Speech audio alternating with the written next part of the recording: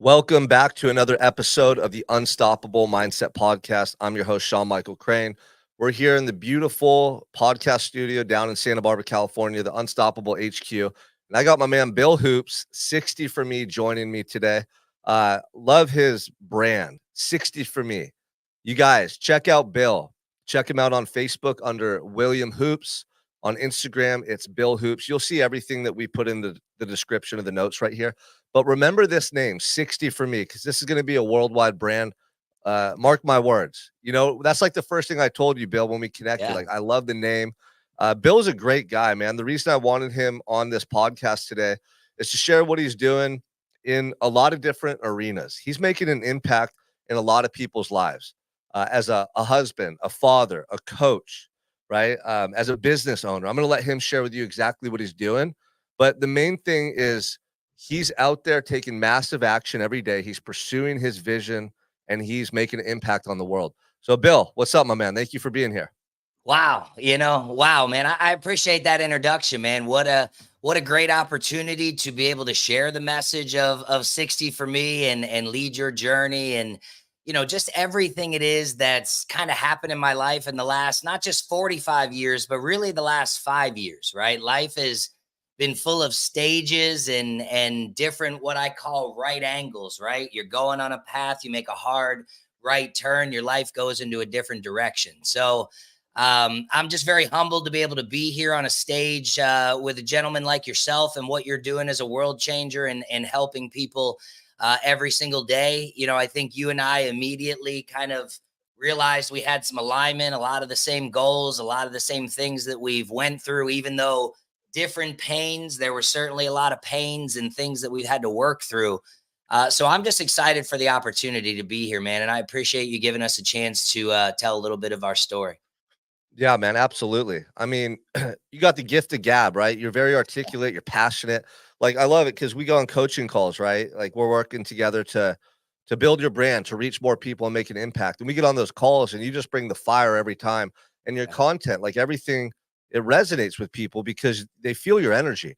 That's something that you can't just teach or buy. Like, that's something you have to cultivate within. And people that have it, you could tell they got that special touch. Like, when they talk, other people listen, their ears perk up.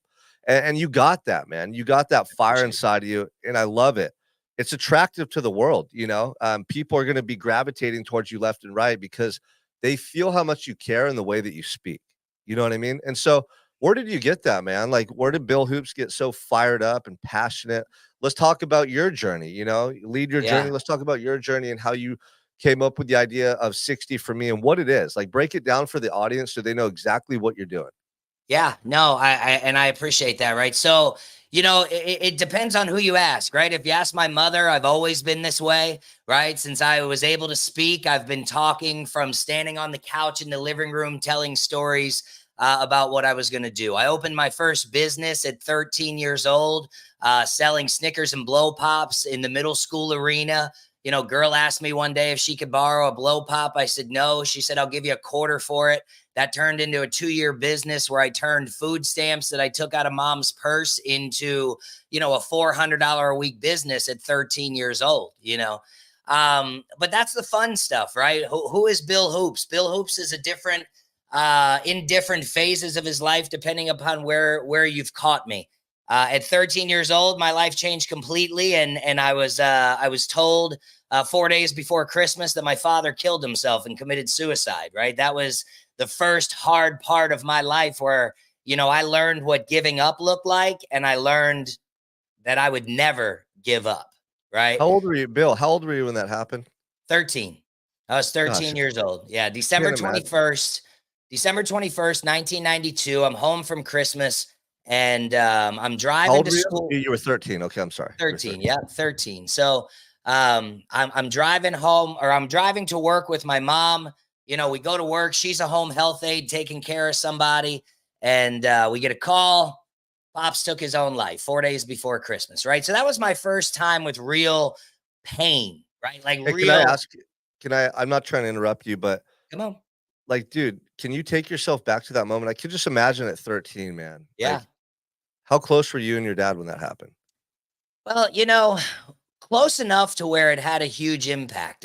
My mom and my dad never really could figure it out. Right? They had a baby, but could never really figure it out. Dad and mom were together for a short time, and then mom went her way and struggled with mental illness and self worth and pride, and always needing acceptance. Dad went the other way, became very angry, became an alcoholic, and actually started putting hands on my stepmother, and just wasn't a nice guy for a little bit of time. And now at 45, I know he was also suffering with mental illness and demons that he was fighting and things that he just couldn't get through, right? So yeah, I lived with my dad from 9 to 11, right? 9, 10, and 11 years old. These were good years, but I saw a lot of nasty things during these years. I wrestled, I played baseball, I played football. It was the years I played sports and really found out what competition was, right? Give me a ball, let me go be the best. I found something that I can do. It quiets the noise, it takes everything away. So I lost myself in sports, but I found as an 11-year-old kid, it couldn't keep it quiet enough, and the beatings and the punchings and the alcoholism, it was too much. So I called my mom at 11 and I said, I need to come back home. This is a violent atmosphere. I'm not comfortable. I need something better. I was afraid of what people tell me, an 11-year-old isn't that conscious, but I'm telling you, I was afraid of becoming him at 11 years old. So I had to go home. Right. And I did. I left my dad, and Sean, the last thing my father ever said to me when I lived with him was, if you leave, I'll be dead within a few years, because your brother's too old. He was 18. Your other brother's too young. He was 2. And I was right at that age to kind of, I guess, give him something to do, help him find purpose, whatever it was. Right. But I didn't stay. I left. And 2 years later, on December 21st, I got a call at 13 years old that my father committed suicide. And So yeah, so go ahead. I want to Yeah, ask you or talk to you about that, because it sounds like you were very aware at a young oh, yeah, age of, like, kind of who you didn't want to be and who you wanted to be, and having an example, even though it was your father. You're like, I don't want to be like that. Um, the reason I'm asking you about this, man, is because what you're doing now is so impressive, and the heart that you have to serve and help other people. Like, someone might go on your social media now and have no idea the stuff you went through as a youngster. It's important for us to share these things, Bill, because we want people to know that you can go through these dark times in your life and yeah, you can come out of it and persevere. Like, that's why I've shared my whole story so transparently online. It's because I yeah, want people to know I've been in the depths of despair and I've found things within my mind and my spirit that have helped me to persevere, and other people can do it too. So yeah, I mean, I lost my dad at 14. He went to prison though. He didn't die. And, like, I was really close with my dad, and I just always wanted him to be better. He was an alcoholic, he was addicted to drugs. He was just battling his own demons. So I can relate to you with that. And the thing that you brought up that I wanted to talk about is putting pressure on your kids like that. Like, my dad would do the same thing to me. Almost, he would look to me like I was the parent sometimes. And yeah, that's how I felt. I had to yeah. check in on him and my mom. I had to mediate between the two of them. Can you relate to that as a youngster? Yeah, I mean, listen, the reason that they both wanted me around was so that the other one would have to call them, right? It was a weird, twisted little relationship that they had where they would both tell me, I loved the other one more than anybody else in the world, but they could never figure it out for themselves, right? So kids become the pawn, right? Went through a custody battle at 5, went through another one at 9, and then at 11, they just let me make a decision. And when I went back at 11 to Florida, I think I talked to my dad 2 more times. He literally either gave up on me at that point, didn't feel like he was worthy. And I kind of needed some separation. So I stopped reaching out to him as well, and kind of just went into trying to be a normal kid in a normal environment, which didn't work. So that was that. And then there was some conversations back and forth. And so the last time I moved back, I didn't talk to him that much. She stopped talking about him. And for a few years, I just went on and lived life. And then there was the phone call. And then there was everything that came with that, and getting on the plane. And, walking down in a cold, dark, funeral parlor with all of these people looking at you that you haven't seen in 2 years. And, there's some moments that you remember in your life, right? There's some key moments and things that happen to you that when you think about it, you can smell it, you can hear it, you can feel it. You're there, right? It transports you there. And for me, putting hands on my dead father, I did. I'm a sense person, right? I can't sit there and just, I gotta be in it. So I did. I was that weird kid that I put my hands on his face, on his lips, on his hair, on his suit. Like I touched every part of him, in that coffin. And I've never forgotten that moment. And it is a driving factor. Again, I worked for years to hate my father because he took his own life. And it was about 4 years ago, and we'll get to this point in the story, but it was about 4 years ago that I went on a real long healing journey. I'm still on it today, but I've learned to forgive him because it's not what he did. It's what life did to him. It's what his brain wouldn't let him help control. And now I think that's part of the driving factor on why I want to help people so much, because he never found the right person to help him. Yeah, this is so good, Bill. We're very similar in the way we think about our past, the way we've been able to heal and grow, and like, so for me, I always tell people I'm making the wrongs of yesterday right today in the way I live, and I'm Yeah. honoring all of my family members and friends and anybody for that matter that didn't make it because they were afflicted by their demons and they couldn't persevere. I'm honoring all them in the way I live every day. That's Yeah. my inspiration because my dad, my uncles, they were brilliant. They had this side of them that was so charismatic and loving and fun to be around, and they were very intelligent, but they had this dark side. They used to call it the Crane curse growing up. Like, I had all these uncles who were brilliant and athletic, but they went into, organized crime. They went to prison. They got in trouble, and they had bad parenting from my grandfather growing up, and they were just in these bad environments. And so, you look at these individuals and, like, as you get older, you don't look at them as your dad or your uncle. You look at them as just another human being who is struggling to find their way, and they didn't make it, right? For Yeah. me, like, I don't look at my dad as my dad anymore. I look at him as just a man or a boy who went through a lot of traumatic things and never could rebound. And it Yeah. breaks my heart, like he went through such bad stuff that I learned about after he passed away.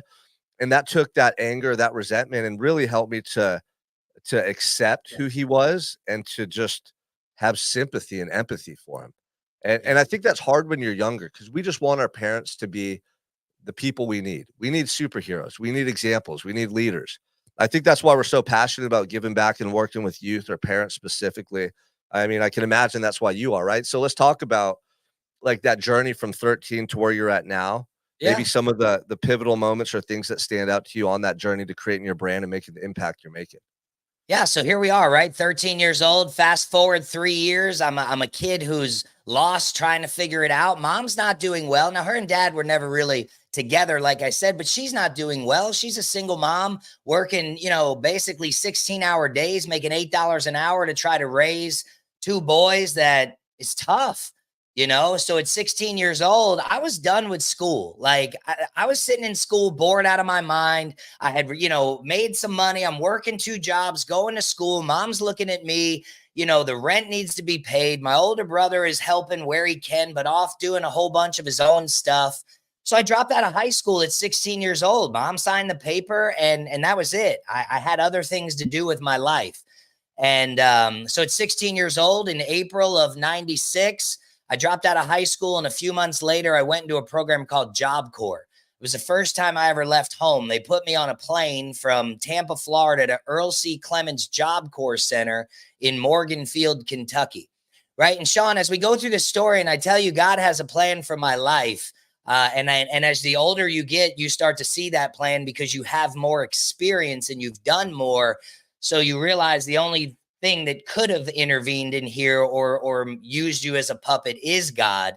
The things that I've done in each phase of my life have set me up for what we're trying to do now, right? So at 16, I'm in Kentucky away from home.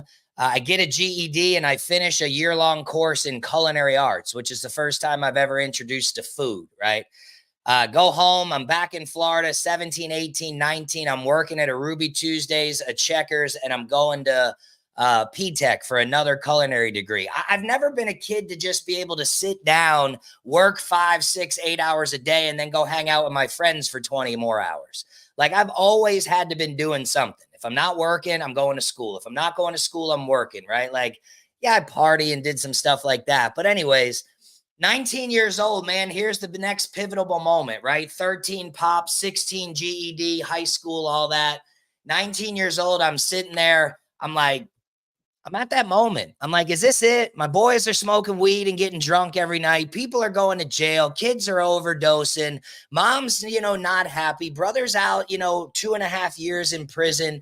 Things are going crazy. My uncles are ODing and dying. My aunts are getting murdered. Like, no way is this all I'm meant to do on this earth.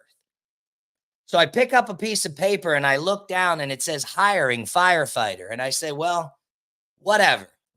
We bring the fire. Let's jump into the fire. I say, I can go fight fires. You know what I'm saying?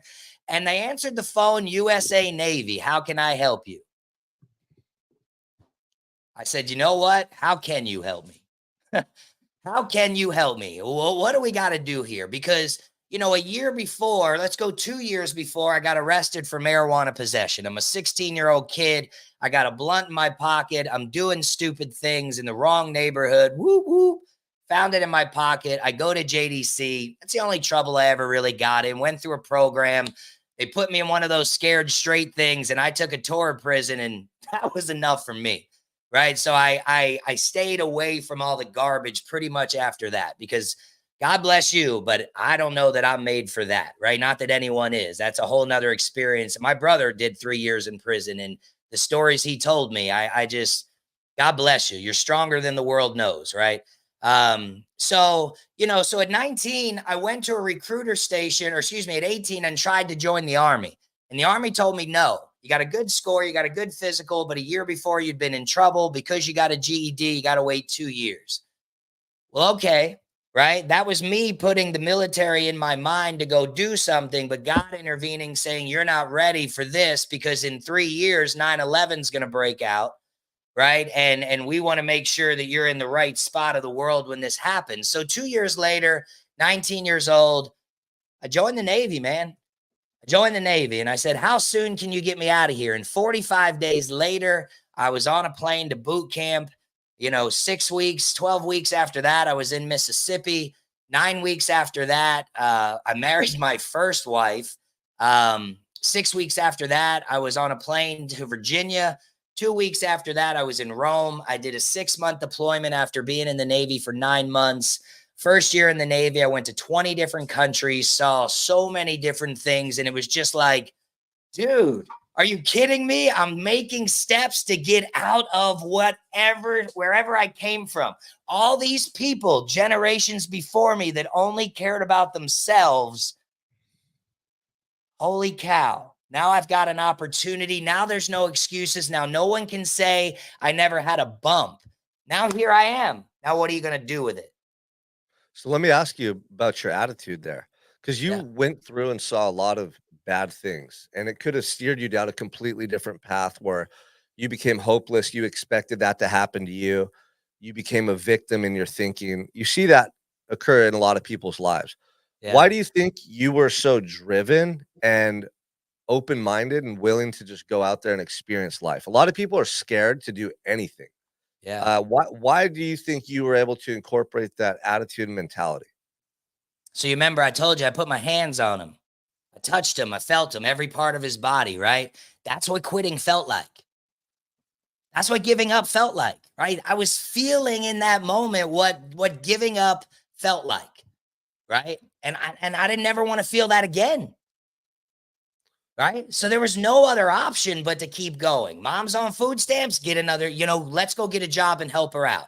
Right. You're not going nowhere. Let's join the Navy and keep going.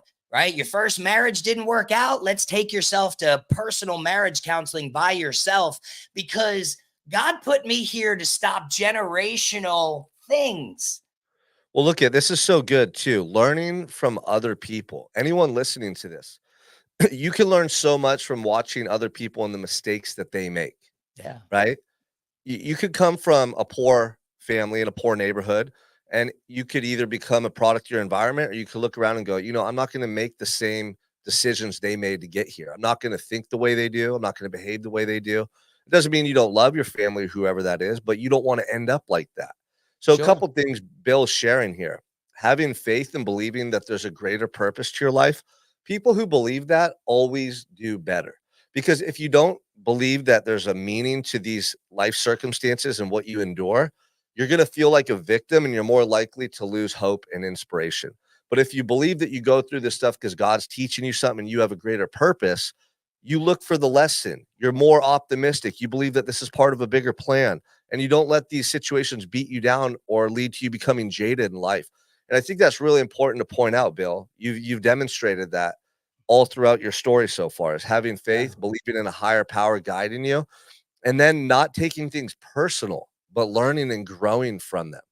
Like something as severe and difficult as losing your father. You use that as leverage to say, I'm never going to quit on life. I don't want to end up like that. There's something more for me.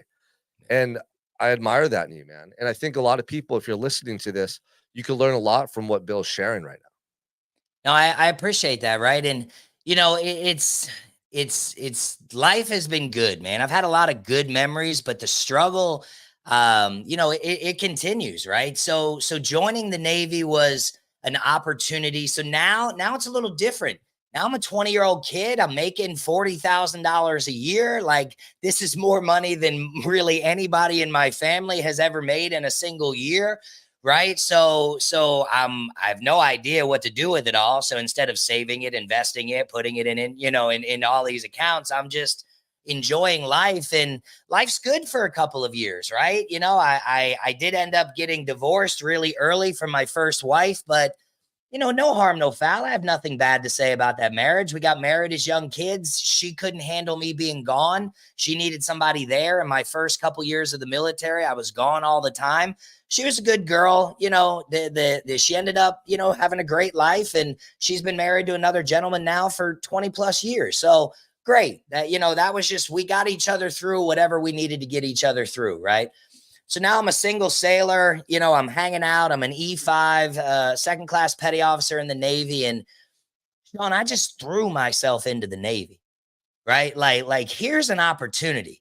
Here's an opportunity where you're telling me all I got to do is work hard, left, right, left, right, left. Yes, sir. No, sir. And you're going to give me a promotion. You're going to give me more money. You're going to give me more responsibility. You're going to send me to these schools. You're going to teach me how to be a leader. You're going to teach me how to be a man. You're going to show me what it's like to be a part of a team. Bro, I'm in. Right. So, I did everything I needed to do before I left. I went in as an E3 because I had the GED, the culinary school, so I studied my behind off, man. I just threw everything I had, and I made E4 first time up. I made E5 first time up. And then I went to recruiting.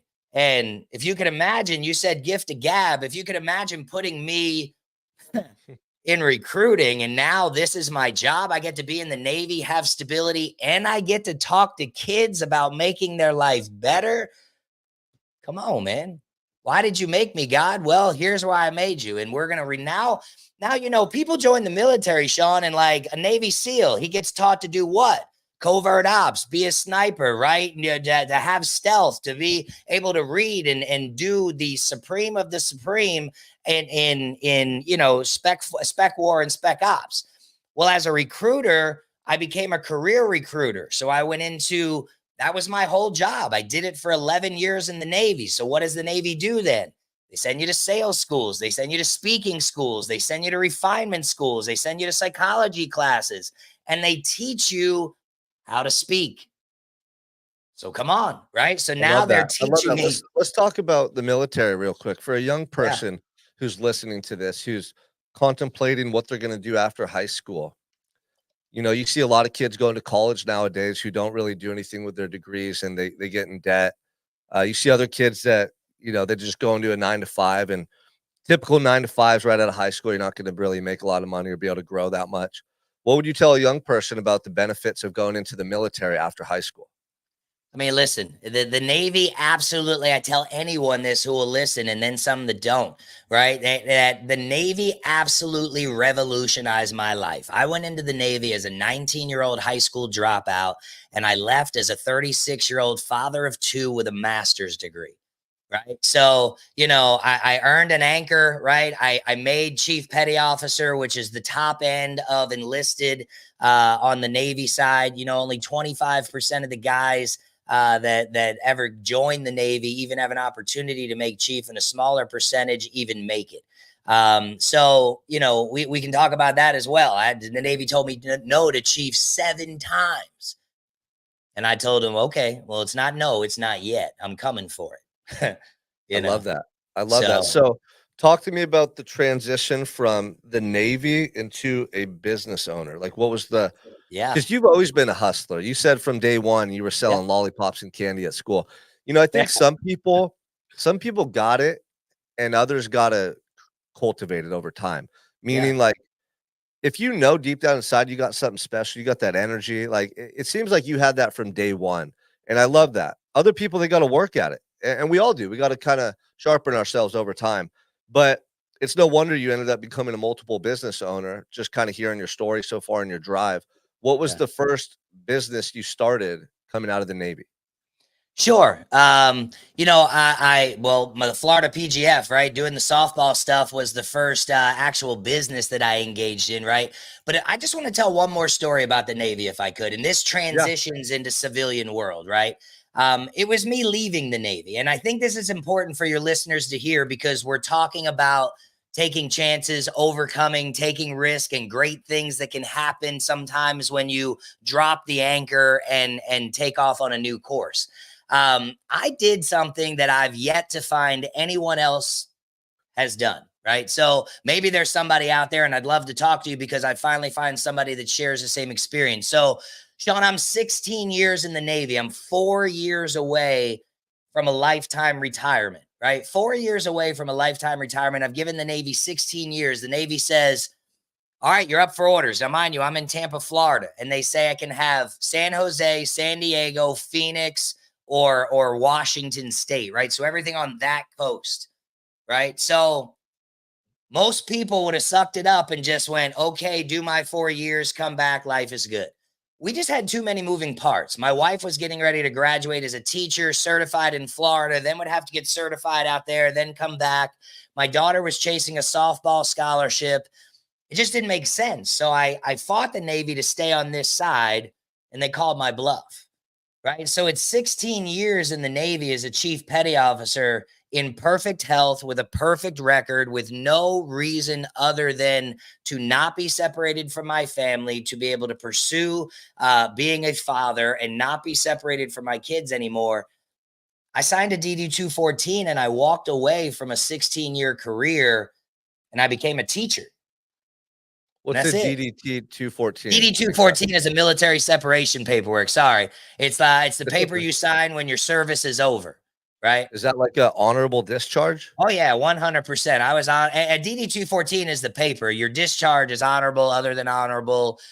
There's several other ones. I'm not an expert on that, but I walked away from a 16-year career with a perfect record as a chief petty officer, and just I took a chance on myself, because the option was take my family, disrupt them, bring them back. Too many things that I just couldn't calculate. It didn't make sense. The other one was be a geo bachelor, meaning leave my family in Florida and go work out here for 3 years and just fly back and forth.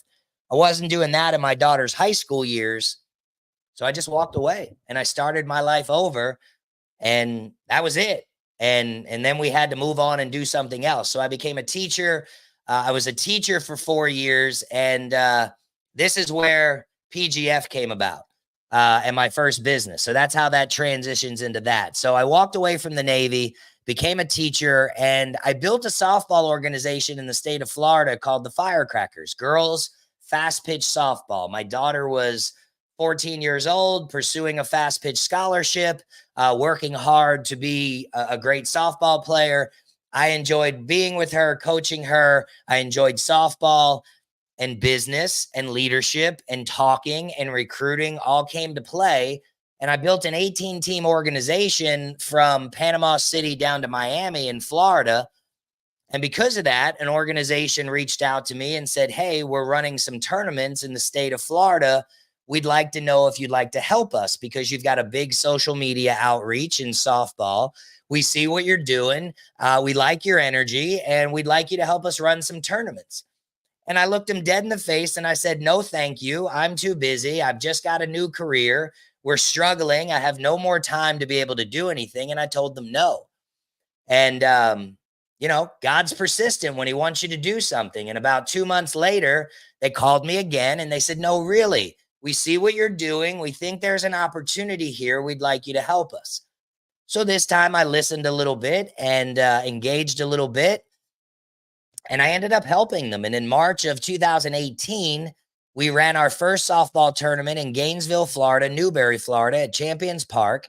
And it was 18 teams, and we helped 18 teams. And that weekend was another one, just like losing dad, dropping out of high school, joining the Navy, marrying my wife, which we haven't even started to talk about my amazing, beautiful, life transforming wife. But anyways, that was the start of the first business. We ran our first tournament, then we ran our second tournament, then we ran our third. And then I really started to see what was happening. And I went from softball coach to tournament director, and the impact that I was able to start being able to have on youth sports, right? As a coach, you're like, you play, I don't like this, I don't like that. If I could change this, if I could change that. Well, now here I am, Sean. I'm in a spot to be able to have direct impact on change for hundreds, sometimes thousands of kids every week. Every week, right? I'm meeting families, I'm meeting players, I'm meeting parents, I'm playing in the tournaments, I'm running the tournaments, I'm teaching full time. Like, this didn't all just show up. Like, I'm waking up at 5 o'clock in the morning. I'm getting ready for school. I'm teaching all day.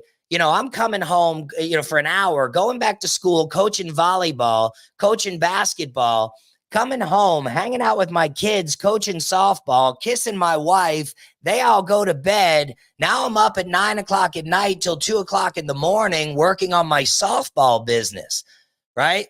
Like, I'm here, and now I'm really I'm a 24-hour-a-day guy because I'm trying to provide opportunity for everyone, right? And people are calling, hey, we want more of this. We want more of this. Okay, let's give you more of this. But it was about the product quality. I've always been about product quality. I will not run events or not sell. It comes down to tacos too. If the rice ain't good, the beef ain't good, the tournament ain't good, the Snickers and blow pops ain't good, we're not going to sell them.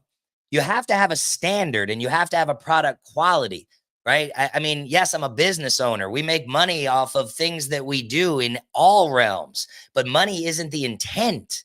Right? Money isn't the intent. Taking care of people is the intent. Delivering a good product is an intent. Changing lives is an intent. And anything else is a byproduct of that intent. Yeah, 100%. And when you have that mentality, like, you always make a lot of money. But if you chase the money, you'll make decisions that could, affect quality, could affect the way that you treat people, customer service. Like, people that are just chasing the money and not having a bigger picture of purpose behind what they're doing, you can tell. And that's what stands out. Like, that's why you have unlimited energy, Bill, because you're inspired. You don't get tired. When you're I inspired, don't. you can stay up until 2 in the morning and grind like that because you have a vision of where you're going, and that vision is so compelling and it captivates you, and you're not going to slow down. Every step of the way, you've been so willing to move forward. Out of the Navy, you're like, screw it, I'll move on. A lot of people get hung up on those decisions and they beat themselves Yeah. up and they're indecisive. But when you just make a decision and you just move forward, it's so crazy how better things typically come, or new Yeah. things into your life that you never would have experienced. So I love that about you. You're open-minded, you're willing to try things, and you just move forward. You move forward to the next thing that's in front of you. So Yeah.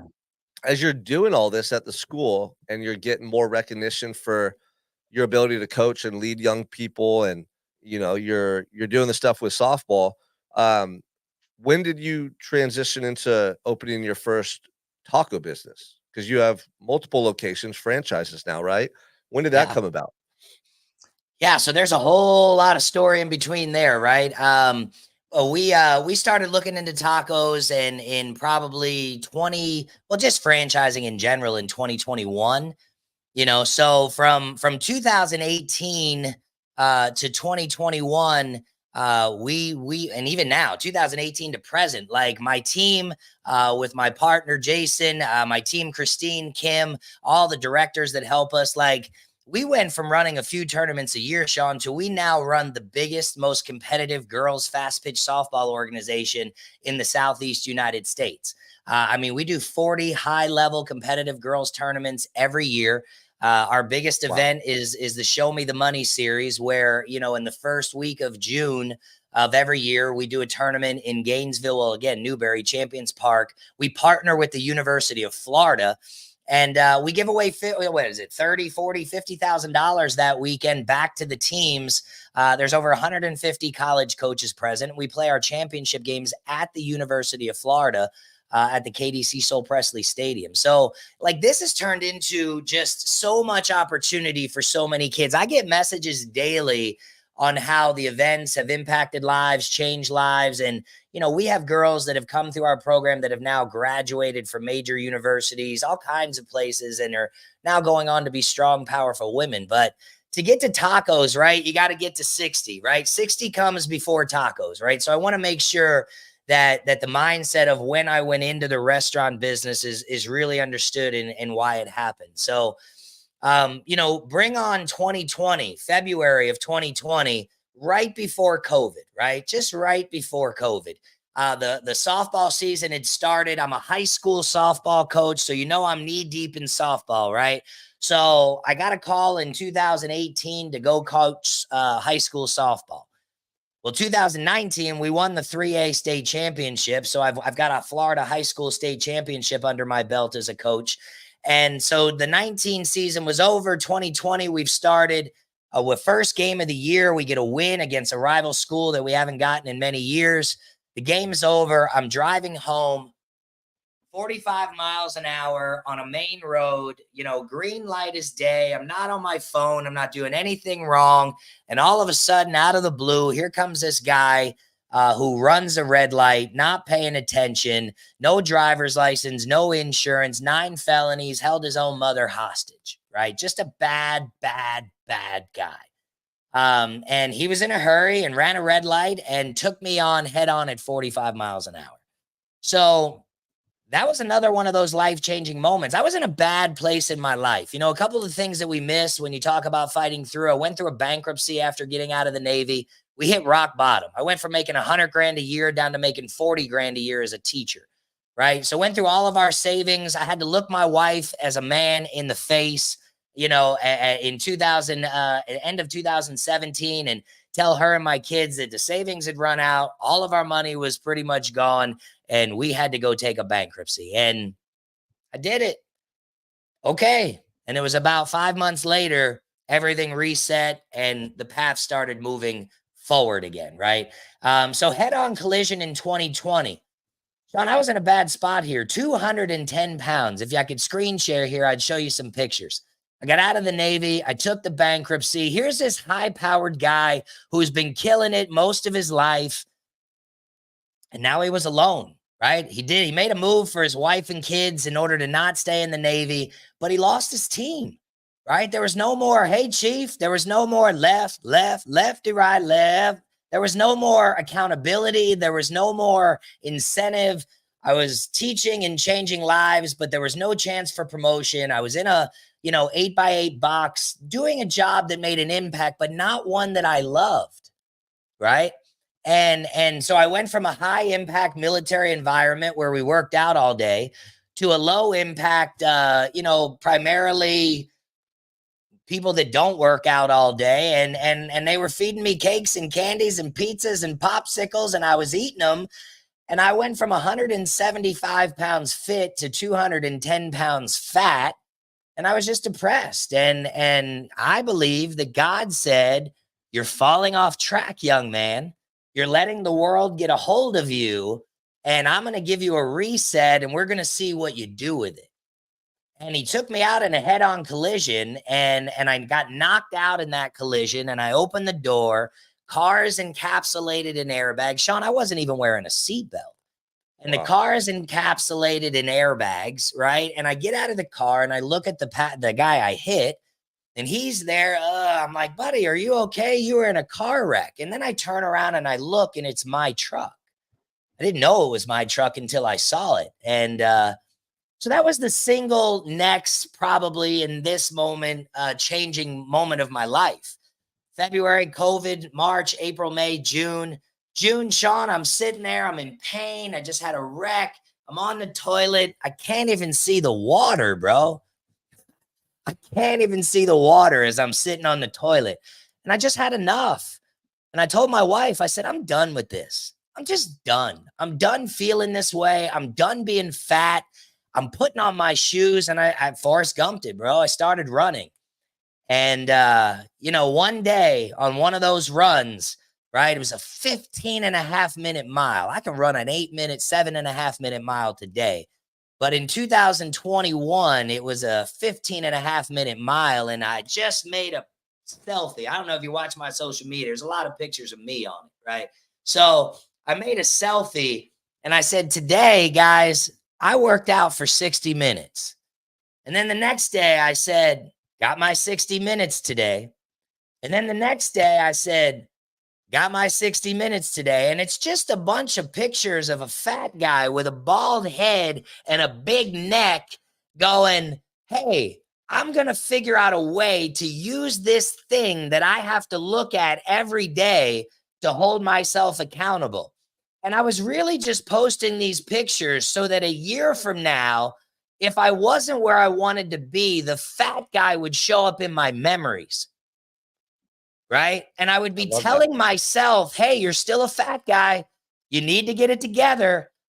But doing that turned into somebody one day coming up to me and going, I've lost 25 pounds because you're working out 60 minutes a day. Thank you. And it was like when that girl gave me, the quarter for the blow pop, not the money part, but the transaction. I'm doing something that somebody needs and it's helping them. Hashtag 60 for me. And I just started posting it and posting it and posting it, right? Because I wanted to be able to, again, I'm weird, man. Like I use Facebook. People think I'm talking to them. A lot of times I use Facebook and I'm talking to myself. So Let's that talk about this. Yeah. This is go so ahead. good. You're talking about using social media for accountability for yourself. Yeah. And I've done that too. Every step of the way since I built my brand and my coaching business, I use it as self accountability. If I'm not sharing my messages in my story, then it's because I'm not operating at a high level and I got nothing good going on in my life to share with others. I'm not doing anything that I'm proud of. So every step of the way, like you, I would get on social media and do a live video on Facebook, and I'm talking to myself or a past version of myself. Yeah. I'm firing myself up by reliving these certain memories or, keeping that fight alive inside of me. And that's how you build a real brand, Bill. And that's what you're doing. 60 for me started off with you just getting pissed off and sick and tired of being fat and going, you know what? I'm going to do something about this. I'm going to do something about this. And you were holding yourself accountable every day by posting. Guess what? It resonated with people because how many individuals are going through that same struggle right now? So for anyone listening to this, if you want to build a real brand, it starts with who you are and what journey are you on? Are you on a journey to make a lot of money and provide, financial freedom for you and your family? Are you on a journey to build a business? Are you on a journey to get fit and lose weight? Whatever you're doing, document it. The good, the bad, the ugly. Don't think social media is just for those pretty pictures where everything's going right in your life. That's what everyone does. Post those moments where, like Bill, you got the chubby cheeks and you finally ran your first mile and you feel so proud of yourself. Post on your days where you're not feeling it. Talk about battling depression. Talk about wanting to achieve your goals, but doubting yourself. Like, that's the stuff that resonates with your audience because that's what they experience too. And when they know that you have gone through or experienced what they're feeling, now there's trust that's built. And they're more likely to continue following you and watching you on your journey because they think, dang, he's one of us. He's gone through what I'm going through right now. And then as you start elevating and growing, they're paying attention because you're literally giving them the blueprint as to how to break free of that stuck point and improve their lives as well. And that's what you've done. So I just wanted to point that out, man, because your brand is crushing it because it's relatable to people and you're living the brand. You're not just trying to promote something that you haven't lived or that you don't represent.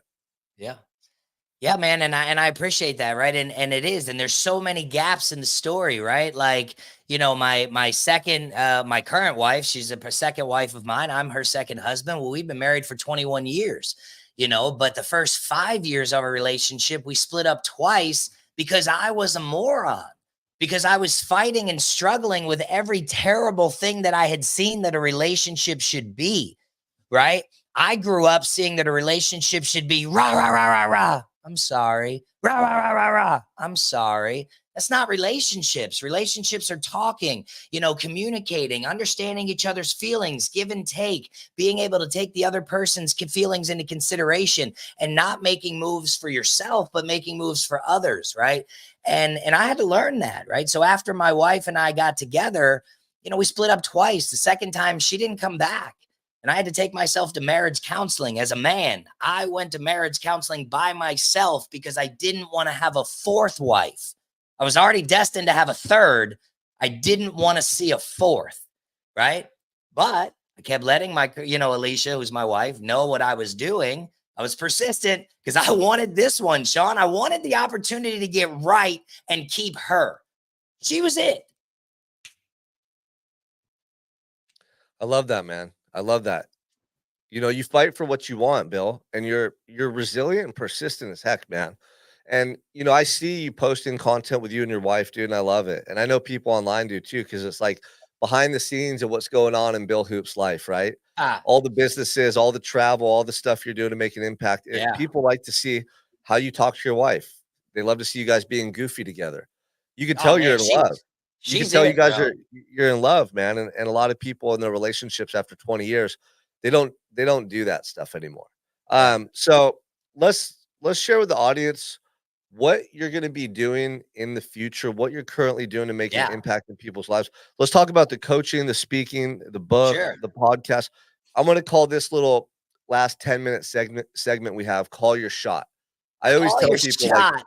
from day one, I've called my shot. I told everyone what I was going to do, every phone call from prison, every letter I wrote home, and I pulled it off. I told my wife from day one, baby, we're going to the top. Everything I promised her, I've always, brought to Bro. fruition, and I backed my word up with massive action. And I know you're the same way. I knew that from day one, but hearing your story more in depth right now, I already know you're that way. So I want you to share with the world what Bill Hoops is going to do in the coming years with the impact you're making and the trajectory you're on right now. Sure. Just to wrap all that up, right? So running the PGF business, we talked briefly about the tacos. I do own 2 taco franchises called Capital Tacos here in the Pasco County, one in Trinity and one in Land O'Lakes. We've been running those for the last 2 years, right? So we own the softball company, we own the 2 taco restaurants. All of that combined, right? Like, again, I told you I got a master's degree, right? My formal education, Sean, I'm finally, 12 years after I got it, able to start using it. I've got a bachelor's degree in psychology and child development. I've got a master's degree in youth leadership and policy development, right? So I went to school to be able to really understand kids and development and policy and how to help kids and do all those things. And, 10 years as a Navy recruiter, 15 years as a softball coach. Now the 60 for me, I'm designing programs. We're starting in the youth sports world, right? Softball. That's my community. That's where I am. It's what I love. I love working with kids. I love being in the softball world. I love speaking, teaching, coaching. It's just what I was designed to do. I believe it's the true spot where I'm supposed to be. So through the help of your program and the drive and the will and the connections and Josh and everybody that you've been able to get us connected with, we're building a solid program called Lead Your Journey. Lead Your Journey is the name of the company. 60 for me is the program. 60 for me, it's taken some time to figure it out, right? How does 60 for me transition? How does Lead Your Journey and 60 for me tie together? Well, for me, Lead Your Journey is the company, right? I can lead your journey in youth sports. I can lead your journey in business. I can lead your journey in, losing weight, right? Whatever your goal is, the business that we're growing is ultimately going to be able to lead multiple paths, right? If you're in youth sports, I can help you there with mindset, performance. I've worked with young female athletes for the last 20 years, and we're focused on helping young female athletes today work on their mindset, work on their performance, handle anxiety, relationships with their parents, and working towards a college scholarship to be able to live their goals and dreams. Because for girls, there's very few professional sports or end lines after college. So I'm working hard with young female athletes to be able to pursue college education, proper mindset, because when the game ends, what do we have left? When the military ends, how did I end up? Let's fix a problem. When the game ends, we're now preparing them with the tools that they need to be able to live without something they've had for 15 years, right? So we're changing mindset. We're changing thought process. We're bringing families together. On the business side, I'm consulting and working with other business owners and networking with other business owners here in the community. And as I grow and develop and build 2 franchise restaurants, we'll eventually sell those restaurants and move on, or maybe hold them as family heirlooms. But the goal will then be able to have enough knowledge to be able to then open a consulting branch of Lead Your Journey and start leading other entrepreneurs and other business owners to shorten their time to success. With Capital Tacos, I'm on the corporate training team, and I've helped we're working on 8. I've helped 5 other, at this point, restaurant owners open, start, and develop their business, right? So we're working on that end. And then on the parent end, the adult end, my wife and I are working on a coaching program to be able to bring couples together. Young couples struggle so hard, and true therapy and counseling is sometimes just not direct and effective. So we work with several other couples in the area to be able to develop programs and help them rekindle. The greatest gift my wife ever gave me was her patience, for me to grow up and be a man and know how to love and treat her. So if I and she and we can shorten that path for couples, that's what we're working on. Helping kids, helping community and business, helping couples and adults to be able to live their best life 60 minutes a day, because ultimately that's what happens, Sean. People look externally. How can I help this person? How can I help that person? And they never take a moment to look at themselves. They never take a moment to look at themselves. And that's where the power is, right? I was fighting so hard to take care of everybody else my whole life. Heal from pops, help mom, help my brothers, help everybody else, pay rent, be a father, be a husband, be, all of these things, a soldier, a chief, a sailor, a friend. Man, it wasn't until I hit that car wreck and I started investing in myself that a hard life became easier. Right? That an indescribable or an unseeable path came clear. The moment I closed my eyes and started focusing on my mind, my body, my soul, even with eyes closed, I was able to see more clear. The vision was becoming what it needed to be. So as I opened my eyes, there was nothing to see. There was only action to take, because I'd already seen it and done it in my mind. Bro, I love that so much. I mean, you got your hand in a lot of different things that are going to create massive impact, from the businesses you're running to the business coaching you're providing for others. I really like what you said too about providing mentorship for couples, because what can you teach to others at the most efficient and highest level? It's things that you've mastered and you've gone through in your life. The Yeah. thing I love about you is you're not pretending to be anybody that you're not. You're not like braggadocious, or you're not trying to paint a picture of somebody that you're not. You're being so real and authentic. You're like, look, struggled in my marriage. My wife was patient. She gave me grace. I learned a lot. This is what I learned. This could help you. Right. Same with being overweight and out of shape. I started putting in the work 60 minutes a day. Look at how it transformed my life. But every step of the way, you've gone through stuff that could have been looked at as a negative and led you to becoming a victim of circumstance, rather than this champion mindset you've developed that's allowed you to persevere and grow stronger and wiser every step of the way. And you Yeah. guys, if you're listening, like, success leaves clues. All the successful people I know that are making an impact, that are living really amazing lives, they had to earn it and they had to fight to get to where they're at. It wasn't given to them. It wasn't gifted. And they faced a lot of adversity. But when they went through those difficult times, they didn't look at those circumstances as negative. They found the opportunity for growth. They found an opportunity to pivot. The way they interpreted it resulted in motivation, inspiration, a new angle, a new idea, and you're open-minded and willing to keep going for it. So Bill, I mean, whether it's kids that you're coaching in softball, which I love, whether it's the parents of those kids that need help getting healthy and fit or help in their marriage, or others individuals who want to become entrepreneurs and business owners, you got it all, bro. You're the real deal. And so for anyone listening to this, we're going to post Bill's social media handles in the description. But on Facebook, it's William Hoops. On It's just Instagram, everything's just at 60 for me. okay, simple, easy. At 60 for me. Give Bill a follow, show him some love. If you saw this episode, share it with somebody. Make sure that you drop some hearts, some comments. Let us know your takeaways and be on the lookout for this guy. You're going to see him on stages. You're going to see him on social media. I guarantee it. You'll be seeing his book and his podcast soon. We're working on that right now. And I'll be seeing you in Tampa come October, right? At the Moving Titans retreat.